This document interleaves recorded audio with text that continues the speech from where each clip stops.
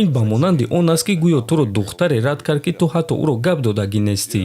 Чунки ислам бо баромадҳои худ исбот карда истодааст ки беҳтарин ҷангори вазни сабук дар ҷаҳон аст. Медонед, ман на аз пушти ислам ва на арман рафта истодаам, ман аз пушти камарбанд рафта истодаам. дӯстон, ба шумо ширкати шифофарморо тавсия медиҳем ки шумо аз ширкати шифофармо ҳама намуд доруҳои гиёҳиро дастрас карда метавонед. аллакай чанд сол мешавад ки мо бо ин ширкат ҳамкорӣ мекунем ва ба боварии комил ба шумо низ тавсия медиҳем. шумо метавонед ки аз ширкати шифофармо доруҳо барои хароб ва фарбехшавӣ, барои дил, барои дарди мушакҳо, барои хунукзадагӣ, равғани тозаи сиёҳдонаро дастрас кунед ки ба ҳамаи дардҳо шифо мебахшад. ҳамчунин ширкати шифофармо ҳиҷома доранд ки дар он ҷо фитобочка, массаҷ ва ҳиҷома бепул аст ва шумо метавонед ки рафта ҳиҷомаи бепул гиред. барои ҳамин худи ҳозир ба рақамҳои дар рӯи экран буда занг зада доруҳои гиёҳии даркории худро харидорӣ кунед ва ҳатман аз номи канали мо паҳлавон салом расонед. Джон, оё ту Стипиро аз ҳама пуртаҷрибатарин ҷангори вазни вазнини UFC мешуморӣ ва шояд аз ҳама пуртаҷрибатарин рақибе ки ту дар UFC вохӯрдагӣ? ман фикр мекунам ки Денел Кармия аз ҳама пуртаҷрибатарин аст. гӯштини ӯ сатҳи олимпия аст, бокси ӯ ва стили бокси ифлоси ӯ, аммо Стипи Денел Кармиеро шикаст додааст. Стипи арзанда аст ки дар ин ҷо қарор дошта бошад. ӯ гӯштин гирифта метавонад, ӯ доимо дар форма қарор дорад, ӯ тобоварии хуб дорад ва ӯ зарбаи хуби дасти рост дорад. фарқ надорад хук бо дасти рост, зарбаи рост ё ин ки аперкот, ҳамаи ин яроқи ӯст. ин бартарии ӯст. мо ин чизро мефаҳмем ва тайёрем. чаро ту дар сомонаҳои иҷтимоӣ дар саволҳо оиди Том Аспинал ҷавоб намедиҳӣ ё ин ки ба фикри ту мухлисон ин чизро нодуруст мефаҳманд? ман фикр мекунам ки ин таърихи сохташуда аст. чӣ гуна ту аз шахсе ки бо ӯ ягон вақт ба ту муҳориба пешниҳод кардагӣ нестан отказ карда метавонӣ? ин ба монанди он аст ки гӯё туро духтаре рад кард ки ту ҳатто ӯро гап додагӣ нестӣ. мефаҳмед ман чиро дар назар дорам? мо бо Дана ва Хентер ягон вақт оиди Том Аспинал гап задагӣ нестем. ӯ ягон вақт дар назари ман афтидагӣ нест. ягон вақт. чанд муддат пеш ӯ бо Павлович ҷангид ва Сергей метавонист ки дар ҷои ӯ бошад. аммо бошум тамоми карьераи худ рақибонро шикаст медодум ва вақте ки ман онҳоро шикаст медодум, рақибони нав пайдо мешуданд.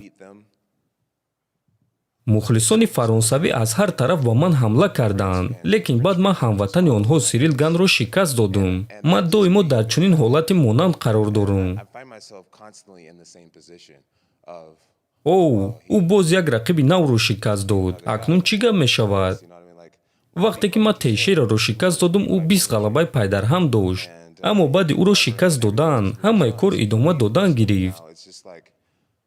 ягон чизи шахсӣ нест. ман мефаҳмам ки Том ҷангвари дурахшон аст. бале, бигзор ки баъди 16 соли карьераи ман билохира ҷангваре пайдо шуд ки 7 сол аз ман ҷавонтар аст ва аз ман дида вазнинтар аст. рақибе пайдо шуд ки барои ман санҷиш шуда метавонад ва акнун ҳама муҳорибаи моро дидан мехоҳанд. лекин ин ҷанг ба худи ман чӣ медиҳад? агар ки ман ӯро шикаст диҳам, пас ягон чиз тағйир намешавад. чунки ин ба монанди шикаст додани Сирил Ган аст. аз пушти ӯ низ тамоми кишвари ӯ Фаронса буд. аммо вақте ки ман ӯро шикаст додам, ин чиз ба ман чӣ дод? барои ҳамин ман аз ҷанг зидди Том Аспинал отказ намекунам. ана агар ки ман аз муҳориба зидди Стипи Миочич отказ мекардам, пас бале, гуфта мешуд ки ман қабул карда натавонистам.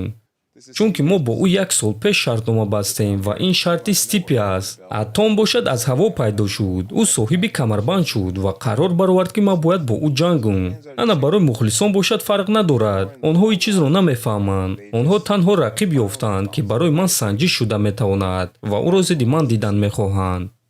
Майк, ту гуфтӣ ки барои унвон ҷангидан мехоҳӣ ва номи Ислам ва Арманро гирифтӣ. гӯй ки ба фикри ту ба ту муҳорибаи унвонӣ медиҳанд агар ки Арман ғолиб шавад ва оё ӯ барои пирӯз шудан шанс дорад?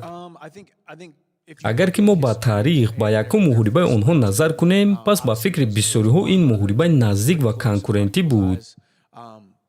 ба фикрам ки ман ин муҳорибаро тамошо кардагӣ набудам. ба ман як рафиқам оиди ин муҳориба гап зад.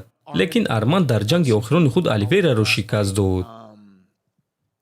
ӯ вақтҳои охир хеле хуб ба пеш рафта истодааст. фикр мекунам ки ҳозир ман ҳайрон мешам, агар ки ӯ дар муҳориба зидди Ислам ғолиб шавад. чунки ислам бо баромадҳои худ исбот карда истодааст ки беҳтарин ҷангори вазни сабук дар ҷаҳон аст. Барои ман ин чизро гуфтан проблема нест. Бокси ӯ зуртар шуд, ӯ парияро дар стойка зад. Агар гӯштин бошад, ӯ ҳама рақибро зада метавонад. Ман фикр мекунам, ки ислам ин корро на танҳо барои ғолиб шудан ва чемпиони UFC будан мекунад. ӯ ҳадафи чуқуртар дорад. ӯ ин корро барои деҳаи худ, барои кишвари худ, барои дини худ мекунад, то ин ки мероси худро бо ҳабиб ва падари ӯ бақувваттар кунад. Дар таърихи онҳо чизе ҳаст ва ман фикр мекунам, ки ислам ин дафъа низ ғолиб мешавад. Чӣ гуна ки ман гуфта будам, ин таърихи беҳтарин мешавад. Ман ба муҳориба зидди Оливейра мебарам, ӯро шикаст медиҳам ва баъд бо рақиби сахттар дар симои ислам меҷангам. Стипи, агар ту дар ин ҷанг ғолиб шавӣ, дуюм ҷангваре мешавӣ, ки секарата чемпион мешавад. Ба монанди Ренди Кутюр, барои ту ин чиз чӣ маъно дорад ва кадом дафъа соҳиби камарбанд шудан барои ту махсус аст? Махсус? Намедонам. ҳар дафъа вақте ки ту соҳиби камарбанд мешавӣ, ту ғолиб мешавӣ. Барои ман муҳим ғолиб шудан аст. Боқимондааш маъно надорад. Онҳо ҳамааш барои ман махсусанд. Лекин шояд ки ин дафъа ман хуб ҷашн мегирам, чунки рақиб Джонс аст. Ӯ бузургтарин ҷангвар аст. Вақте ту мебинӣ, ки Джонс оиди муҳориба зидди Алекс Перейра барои камарбанди БМФ гап мезананд, одамон бошанд мехоҳанд, ки ӯ зидди Том Аспинал ҷангад. Ин чиз туро хашмгин мекунад? Албатта, чӣ гуна ту бояд ин корро кунӣ? Ина ман, пурра таваҷҷӯҳи ман дар Джонс аст. Чарльз, фикрҳои худро оиди рақиб гап зан, чунки ту ӯро на танҳо шикаст додаӣ, балки ӯро дурахшон шикаст дода будӣ. Албатта, ки ман аз якум муҳориба таҷриба гирифтам ва ин дафъа Чендлер исбот кардан мехоҳад, ки маро шикаст дода метавонад. Аммо бошам кӯшиш мекунам, ки боз ӯро шикаст диҳам. Аммо дар ҳама ҳолат, ман барои ин муҳориба ҳамчун муҳорибаи нав омода шудам, бе пайванд кардан бо якум муҳориба. Агар ки ту ғолиб шавӣ, соҳиби муҳорибаи унвонӣ мешавӣ. Гӯй, ки ту бо кӣ ҷангидан мехостӣ, бо ислам ё ин ки бо арман? Медонед, ман на аз пушти ислам ва на арман рафта истодаам, ман аз пушти камарбанд рафта истодаам. Барои ман фарқ надорад, ки камарбанд дар дасти кист. Ман ба муҳорибаи онҳо мерам ва касе ки ғолиб шавад, ман бо ӯ ҷангидан мехоҳам. Барои ту фарқ надорад, ки ислам ғолиб мешавад ё арман. Ту омодае, ки зидди онҳо барои камарбанд ҷангӣ, лекин гӯй, ки кадоме аз онҳо ғолиб мешавад? Гуфтан душвор аст, чунки стили онҳо хеле монанд аст, аммо ба назари ман зарбазании ислам каме хубтар аст. Лекин дар умум, ман фикр мекунам, ки ғолиб ҳамоне мешавад, ки ба муҳориба бо беҳтарин форма мебарояд. Макс Холлоуей эълон кард, ки ба вазни сабук мебарояд. Ӯро мухлисон ба монанди ту дӯст медоранд. Шумо таърих доред. Ҳар дуи шуморо БМФ номида мешавад. Оё ту бо ӯ ҷангидан мехостӣ? Албатта, ин кори хуб мешуд. Макс яке аз беҳтарин ҷангварон аст. Мутаассифона дар муҳориба зидди ӯ ман осеб доштам. Барои ҳамин ман аз ӯ реванш гирифтан мехостам.